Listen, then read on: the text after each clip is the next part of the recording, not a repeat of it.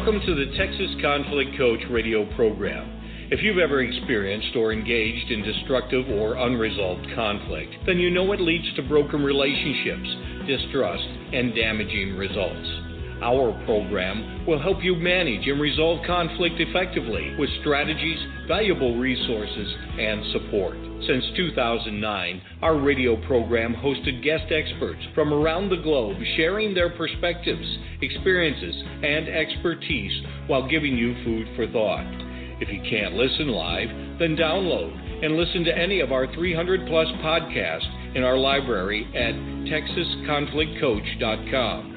So sit back, relax, or join the conversation every Tuesday evening, or tweet us at TXConflictCoach.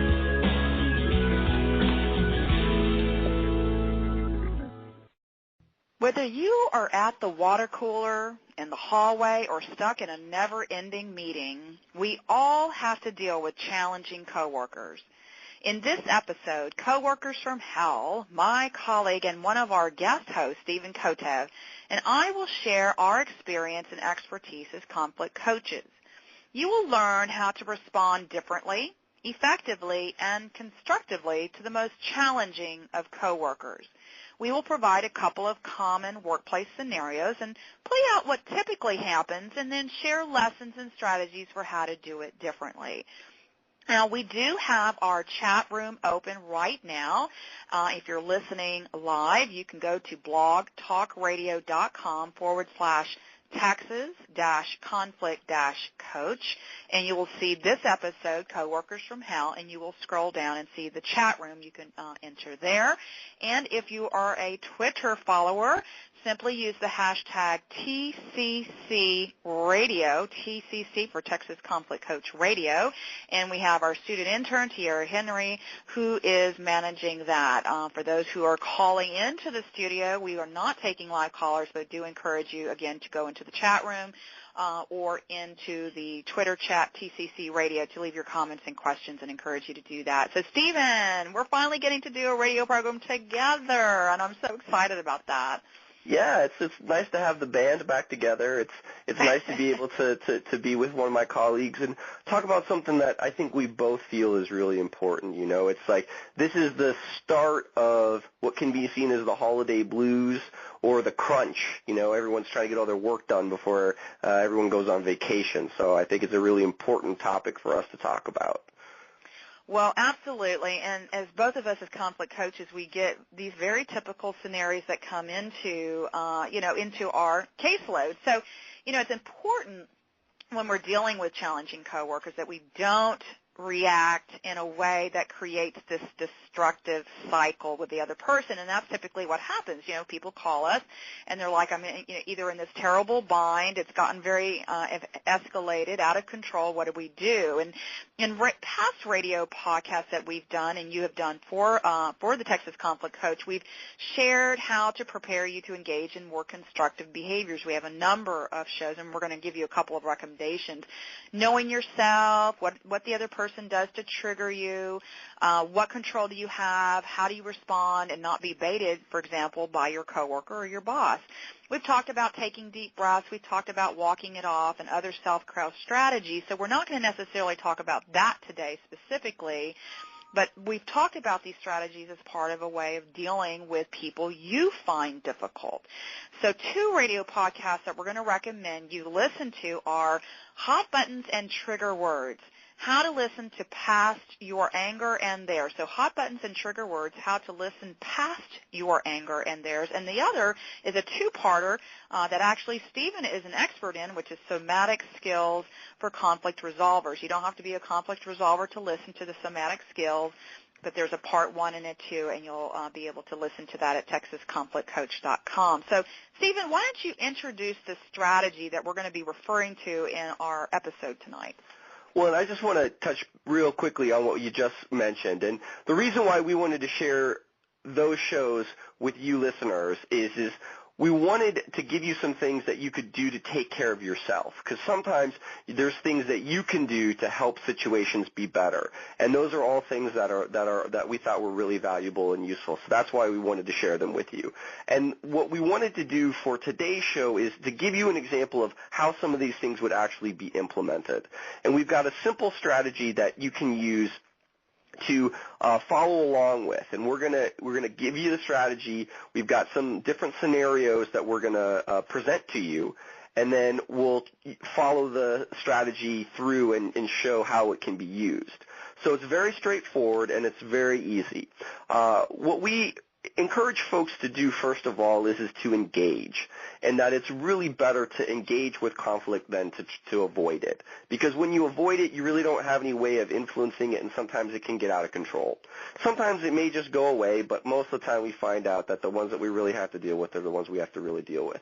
So one of the first things you can do in engaging is to acknowledge what's said and validate that you correctly understand it first. That's the first and foremost. If folks continue to complain, try reframing their statements. Use your active listening skills and techniques like paraphrasing, encouragers, reflecting of feelings. So you want to reflect the feelings to build an understanding and to build communication. From there, you can always ask questions for clarity. And finally, you can respond by using I statements, not blaming you statements. So it's what do I think, not you are always the problem. So that's pretty much the straightforward strategy. Anything you want to add to that, Pattie? So it's a four-part strategy that we're saying: acknowledge and validate, reframe the complaint, ask questions for clarity, respond using I statements, and then there's the other kind of additional skills, active listening techniques that you mentioned as well. But that's the four-part strategy we'll be demonstrating. Yes. That's what I think is, for folks, it's a really simple way for you to get your head around what some of this stuff looks like. You've had a lot of guests. If you're a regular listener of the show, you've had a lot of guests. They've given you some examples of some things, but we wanted to give you an opportunity to really see some of these things in action. So the first scenario that we wanted to talk to you about is a scenario that we hope will sound somewhat familiar to you. And we're going to start off from the perspective of a new employee. So you're a new employee, you've only got 6 months on the job, and you're having problems with your new boss. Surprise, surprise. You would like to have some more flexibility in your assignments and your hours at the job. You prefer to work late 2 days a week and then come in late on Thursday mornings so you can take a business class at the local university. You try to talk to your boss, but you just never seem to have the right words. So as soon as you start talking to your boss, you're cut off. As the holidays approach, things only get worse, and your boss is harder and harder to talk to as deadlines approach. So, from the boss's perspective, you've been on the job for 12 years and you run a tight ship. As the manager of a staff of 12, you've got to deal with constant deadlines and high-pressure deliverables. You think your staff should be able to express their opinions, but then they need to accept your decisions. You're not opposed to change as long as it's well thought out and compelling. The holidays are the high season for you and everyone else. You're under immense pressure to get things done. And the last thing you really need is some flaky new employee who wants special treatment. So here's the problem. And what we're going to do is we're going to give you the strategy, and then Pattie and I are going to go and walk through how you'd implement that strategy and give folks an example of it. So one more time, we'll talk about what the strategy is again. First and foremost, acknowledge what's said, validate you correctly understand it first. Try reframing what they're saying. This is a way of helping you better understand what's going on. If you're still missing that, ask some clarity for questions, and most of the time, try to just speak for yourself, say what you think, as opposed to blaming somebody else.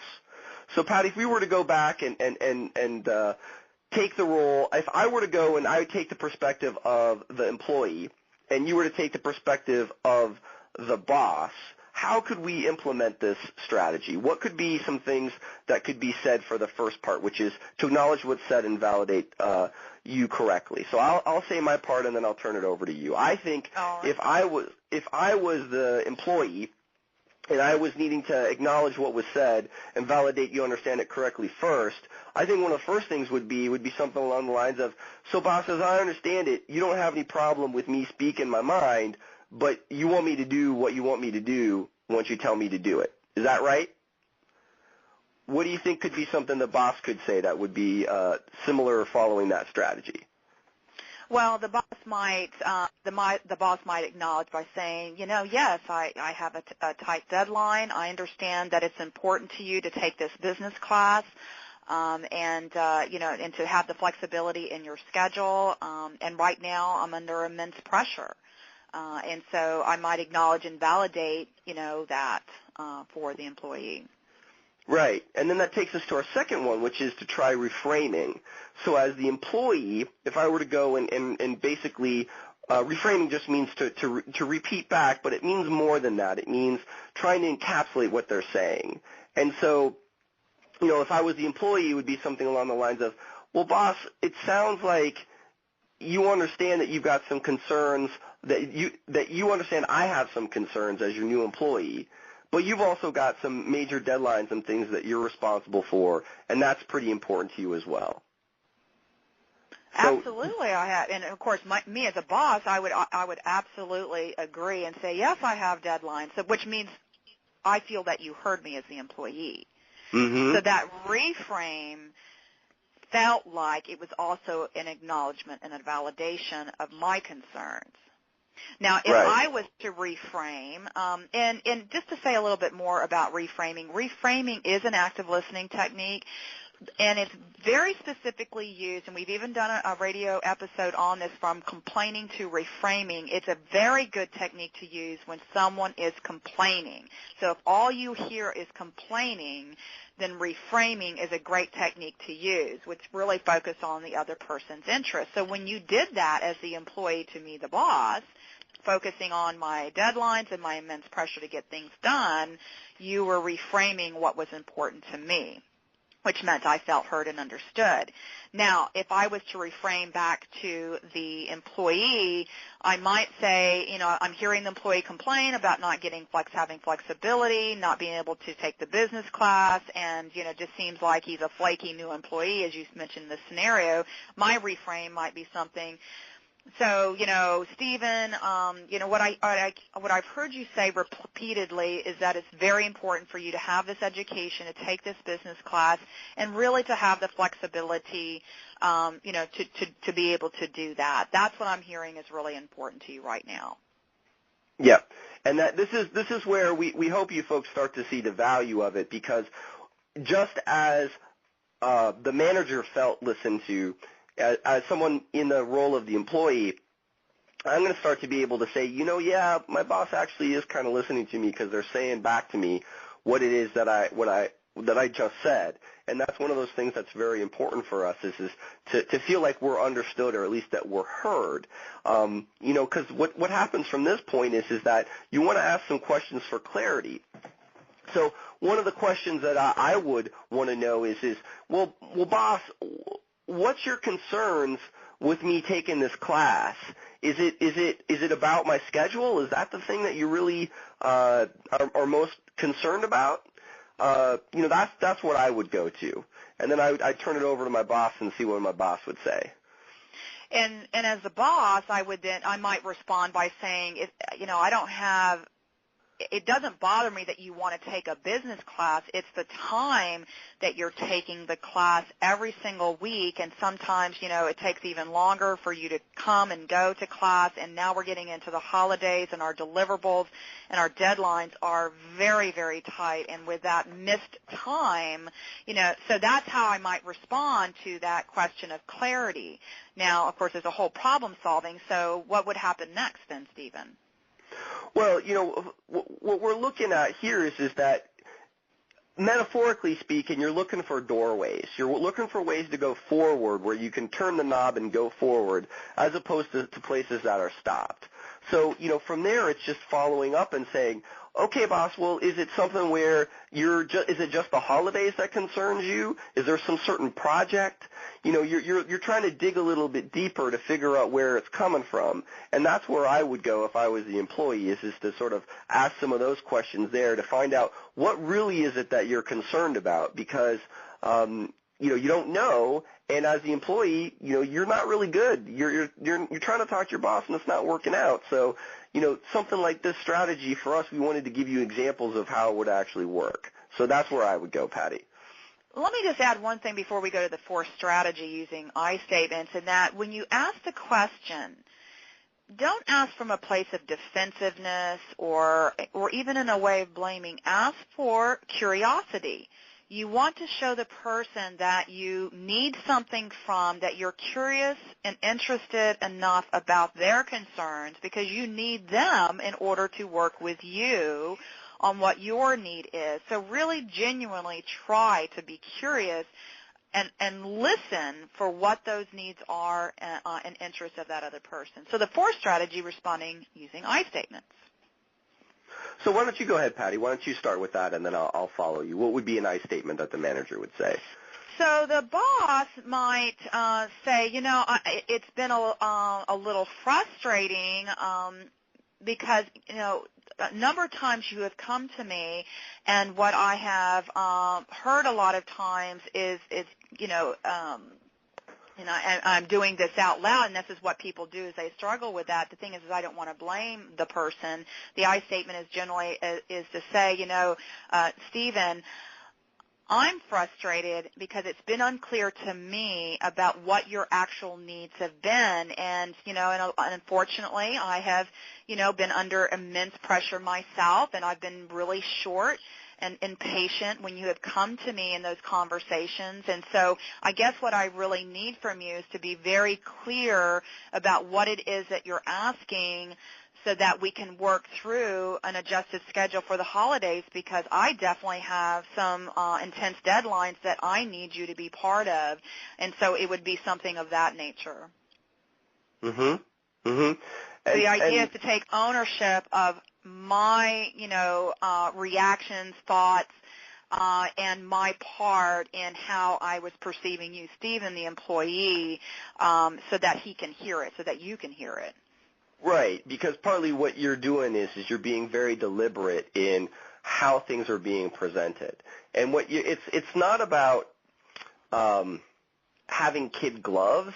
It's about being smart and being responsible, and in a sense being respectful and saying, you know, I'm going to own what I think, and I'm going to ask you to do the same, and do that in a way that's going to be most conducive to folks getting on with their lives as opposed to getting stuck arguing with each other. And, you know, from the employee's perspective, it's something along the lines of, I hear you, boss. It sounds like this is something that's really important to you and that you really need. Where I'm at is that I really want to be able to be a real asset to this company, and this class is going to be really important to me. And so what I really am trying to do is figure out a way of getting things, taking care of business here in the workplace, but also being able to go and learn some new skills and help make this company better in the future. Okay, excellent. So here we are. We've given some examples. You know, we could certainly we know what typically happens. You know, there's all the things that happen that make things worse. But what we're showing and demonstrating is acknowledge and validate, reframe, ask questions for clarity, and respond with I statements.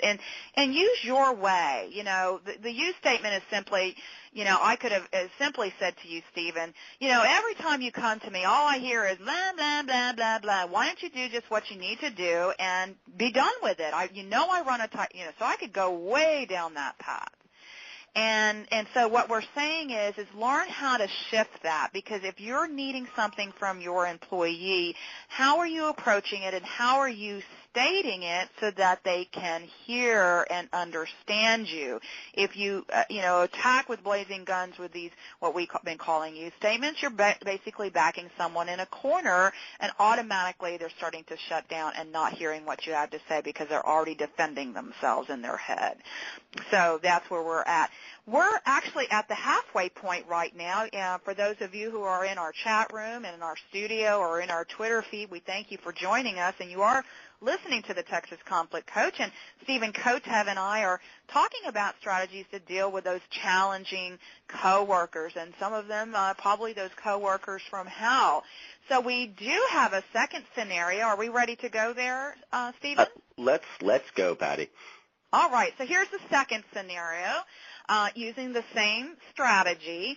So you are the first perspective is a project team lead.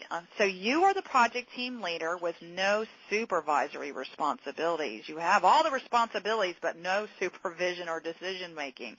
However, as the team leader, you are responsible for overseeing the project and making sure team members follow through with each of their parts. Very common scenario. As each major deadline approaches on this years-long project, one of your team members, Rhonda, is generally slow to respond to email communications.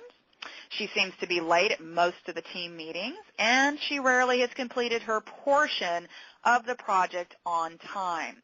Now, about 3 months has gone by, and you're seeing a pattern emerge that is only escalating the situation from kind of subtle annoyances that you were having with Rhonda to embracive encounters. And in fact, the last encounter that you had with Rhonda, she accused you of not being her supervisor. You're not my supervisor. She was saying it loudly. Other people could hear it.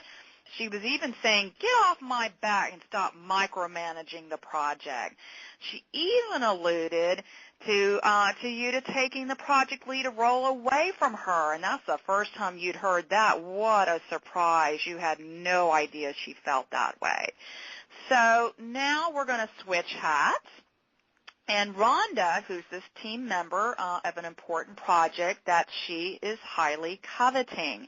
So we're speaking from Rhonda's perspective now. When your boss gave Leah, the project team lead, the responsibility as the leader, you were angry and frustrated for this lost opportunity to prove to your boss your leadership capabilities. You've not been fully supportive of your peer, Leah, who seems to be barking out orders and micromanaging every move on this project. You find her annoying, and you tend to ignore her emails. At project team meetings, you try to be there on time, but you have other work that often takes priority over Leah's need to lead. The last time you spoke with Leah, it ended in a not-so-pleasant exchange. So, very common scenario, Stephen. Mm-hmm. All right, so go ahead. Go ahead. No, go ahead. So we're going to use the strategy again, acknowledge and validate. I will do that from the project lead, Leah's position, and Stephen, you're going to use the strategy from Rhonda's perspective. So as far as the if as the team lead I need Rhonda, she's a critical part of the team, I need her to be able to do this successfully, this is going to weigh heavy on my mind, I have to really be intentional about how I'm going to approach this. I can get reactive and we get into this action-reaction cycle, but instead I'm going to take a different approach. First, I'm going to acknowledge and validate that I understand her. So it could be let's say she comes late to the meeting, and we get into this last scenario where there was this last encounter. I might say, Rhonda, obviously I hear that you're very upset. I'm hearing for the first time that this is something of a project that was important to you, that you wish you had the leadership ability, and that you feel that I'm smothering you and that you need some space to be able to do the job correctly. So I just want you to hear that I'm hearing that. So that I'm going to stop there at that point. Yeah. And that's a nice way of starting it off, because the strategy, it's the same thing that you'll see in all the principles that we have, is a lot of conflict resolution is set up to try to help folks not make it worse if possible. And so one of the first things you're trying to do here is just make sure you're understanding what's going on. And so from the employee's perspective, it's something along the lines of, so you actually think I'm a valuable member of the team? You know, because that could be something that as the employee you don't really ever feel is there. You know, it's something where you think the boss basically that, you know, that this person just snuck in, and Leah just snuck in and took this from you. And there isn't any respect. You don't feel there's any respect that's actually giving back to you as the employee. And so just finding out, hey, do you actually think I'm a valuable member of the team? You know, that could be a nice way to do the first part of the strategy. So you're saying as Rhonda, that's what you would say to Leah? Okay. Correct. All right. And actually, it almost sounds like a kind of clarifying question in a way. Right. You know, I think for our listeners, you know, Pattie and I have been around the block long enough that we start to be able to kind of do these things pretty efficiently. We want to break them. We want to break them down for you all so you can kind of see how they all fit together. Because, you know, we're also using some other strategies that for our more experienced listeners, we're doing things like we're talking about interest versus positions. What are the things that really matter versus what are the things that are behind folks? And so some of these things you're seeing multiple pieces to it. But for some folks, for some of our listeners, they've never actually seen any of these things implemented in a scenario. So we really wanted you to kind of be able to go and see how it all fits together. But you're absolutely right, Pattie. There is a little bit of a couple of strategies are used at the same time. Well, and what's interesting is that what we're saying to you, the listener, is really learning how to listen in a different way, taking those filters off, those attitudes that we have about the other person that's difficult, because those filters prevent us from really listening deeply and really listening behind what the person is not saying. And sometimes they're directly saying what they need, but we're still not hearing it because we're in defensive mode, we're in protective mode, we're survival mode, we're in whatever mode that we're in that we're not hearing everything. And so you really do learn how to listen in a different way. Now, the reframe piece of it, second strategy, is as Leah, I hear Rhonda complaining, you're not my supervisor, you're micromanaging me all the time, you know, I've got other priorities, and I'm hearing all this complaining. And if I'm not really listening behind the complaint, then all I'm going to do is react and respond in a defensive way to those complaints. And when you reframe, what I have to do is step back and say, okay, I've got to listen to Rhonda in a different way. So what is she really saying?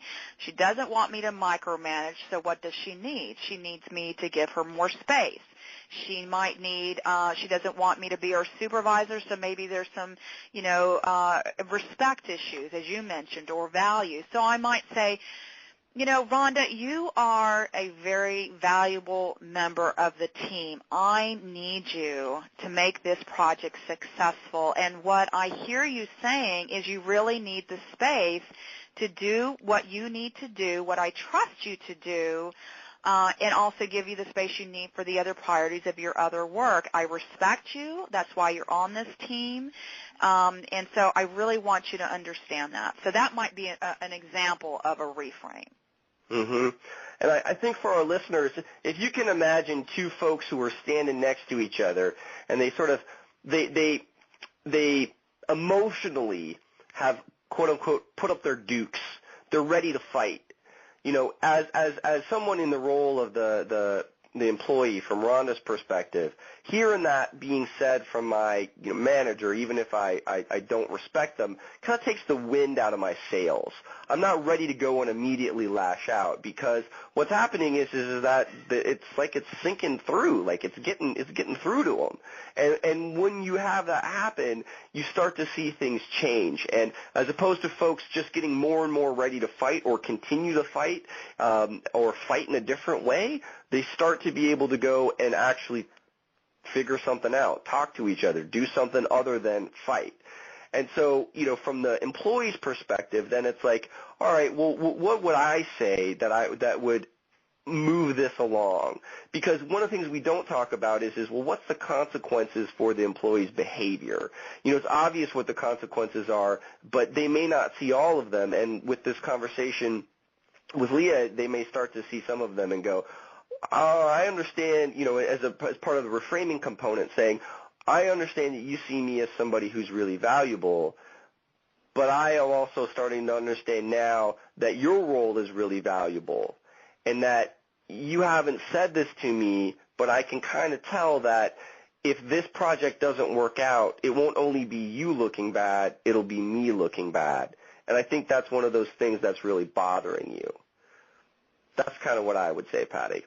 Yeah. So again, each person is, really listening to each other in a different way. And this is not necessarily that they're being disingenuous, but they're just really trying to tap into what's really going on here, because we cannot continue on in the way that we have. Now, for the third strategy, asking the question for clarity, Leah, heard something new for the first time, which was a total shock, which is Rhonda had really wanted to be the lead in this project. And I had no idea. So I might say, Rhonda, I really need to clarify something, because I had no idea that you were interested in being the team lead or the project lead for this, and this is the first time I'm hearing that. Did I understand that correctly? Could you clarify that? So I want to understand what's motivating some of what's been going on, and really hear what Rhonda has to say. So that would be definitely a clarifying question I would ask.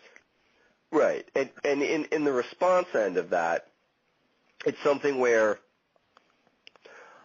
as the employee, you have some of your assumptions may be challenged. For a lot of folks that I deal with, and I'm pretty sure Pattie deals with, is that in conflict, folks come in with tunnel vision. They've got this single point that they're going to, and that's where it is, and that's what the problem is, and so on and so forth. And they have a hard time seeing a larger world around them because they've narrowed everything down. And so, excuse me, partly what we have here is a circumstance where, as the employee, I've got to go and say, well, you mean you didn't know that? You didn't know that I wanted to be that I wanted to have this position, and was it something where the boss selected you without saying anything about this? Because it's something where there's a lot more that Rhonda can ask and a lot more that Rhonda can say, but really what you're trying to do here is be able to A, respond back to what's being said, and then B, try to find out what's going on, because some of the assumptions that you made could be really far off. Now, typically what might happen in this exchange that's going on right here now is if I got into that defensive mode as Leah, I could say, well, of course I didn't know. Why didn't you say something, and then quickly escalate it out of control again.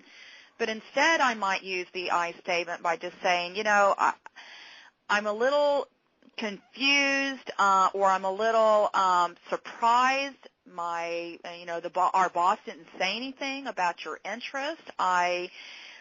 I'm concerned about why you might not have said something to me before. Maybe we could have cleared the air. And I guess right now what I need from you, we're already 3 months into the project, and again, I really value and respect your membership in this project and your expertise in what you have to offer, and we need to both look good. And if the opportunities for you to show our boss, your boss, about your leadership capabilities, what I need from you is, how can we maybe have further conversations about, working together a little bit closely and maybe reporting back to the boss. So we could get into a little bit more problem solving at that point. But the idea is for me to, again, own my thoughts, motions, reactions, or whatever, versus going down that typical you path, that you statement path, so that blaming path. Well, and Pattie, it's obvious to me that you've been doing this for a long time as well, and definitely the coaching end of it, because the response that the manager is giving is helping folks be clear about what their expectations are. In the sense the boss is saying, this is what I need from you.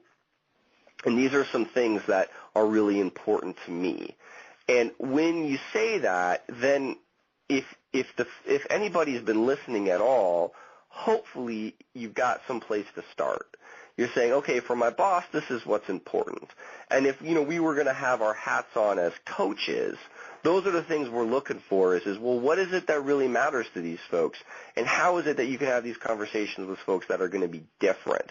And so, I could see, Pattie, you working with somebody who was in this managerial role and helping coach them to this point where they're saying sentences like that. Because yet again, from the employee's perspective, the wind's starting to get out of my sails.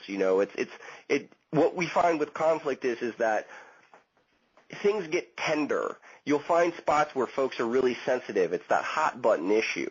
And once you start talking about it, folks kind of get a little edgy. It's like two gunslingers. It's like, oh, are you going to go and say something, and then I got to go and we got to have a shootout. And by using I statements, it helps you step back a bit and step back a bit more so that you're not going and making it worse.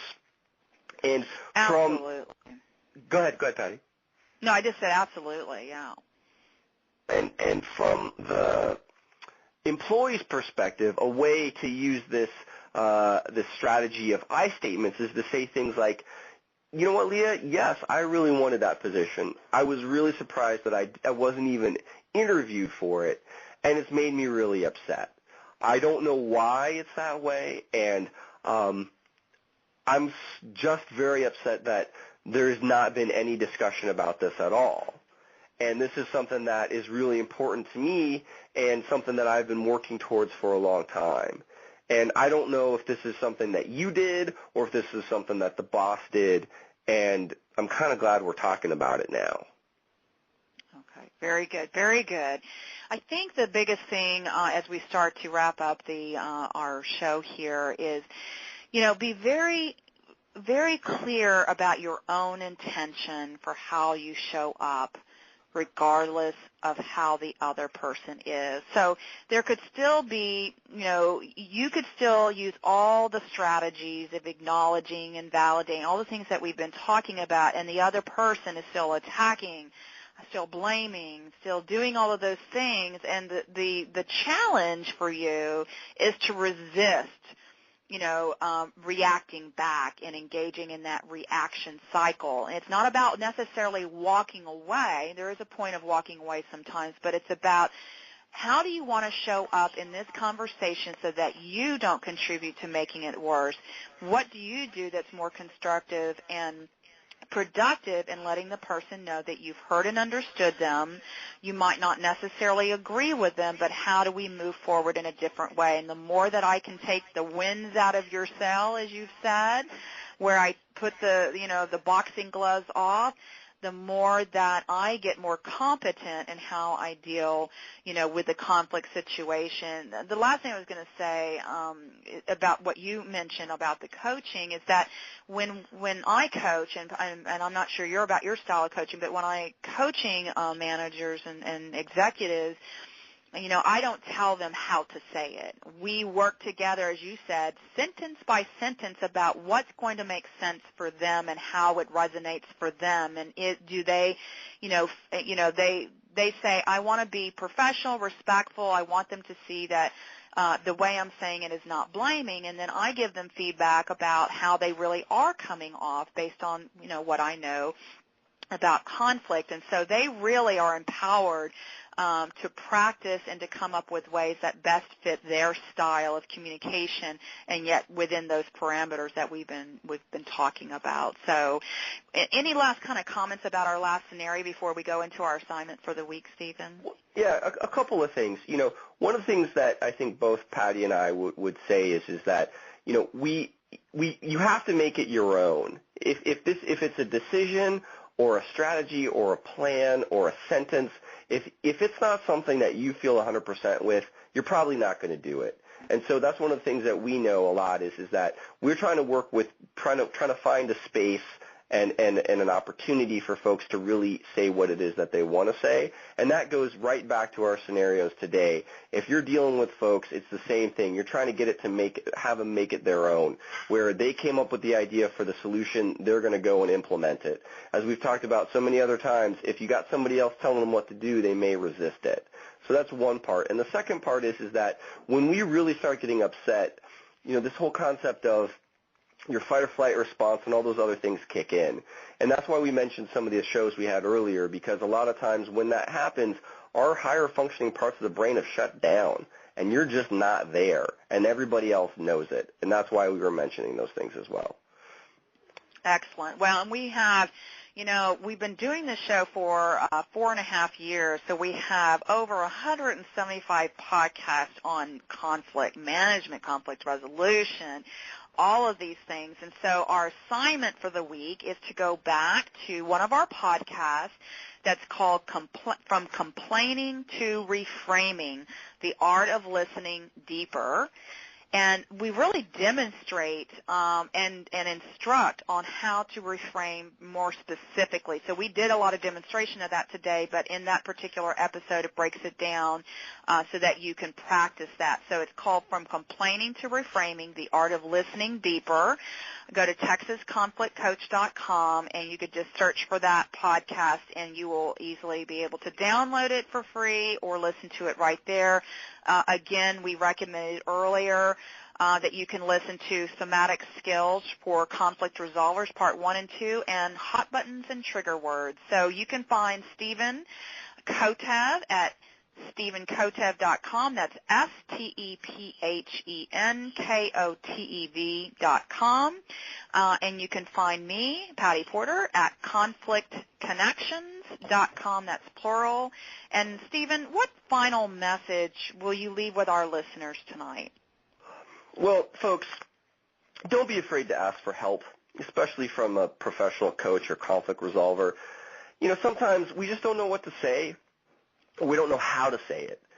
And when you work with a conflict coach or a professional conflict resolver, they're going to be able to help you apply some of the same techniques and skills that you heard about today to your specific problem. And the real power of conflict resolution and coaching is that every situation is different and each answer is unique, but there's common themes throughout all of them. So what we wanted to do is give you a chance to kind of see, what would this actually look like when it's implemented? What are some specific examples so that you have a better understanding of how some of the strategies play out in these scenarios? So thank you very much for listening, and we really hope this is going to be something that's of value. And Pattie, thanks so much for having me again on the show. Well, thank you. It's great to partner with you. Thank you, everyone who called into the studio, who's been in our chat room and in our Twitter feed. We appreciate your support of our program. Good night, everyone. Thank you for listening to the Texas Conflict Coach. We hope you've enjoyed the program. You can find over 300 podcasts archived to listen at your own convenience at TexasConflictCoach.com or download the podcast at iTunes or Stitcher Radio. To learn about upcoming radio programs and resources, sign up for our monthly e-newsletter.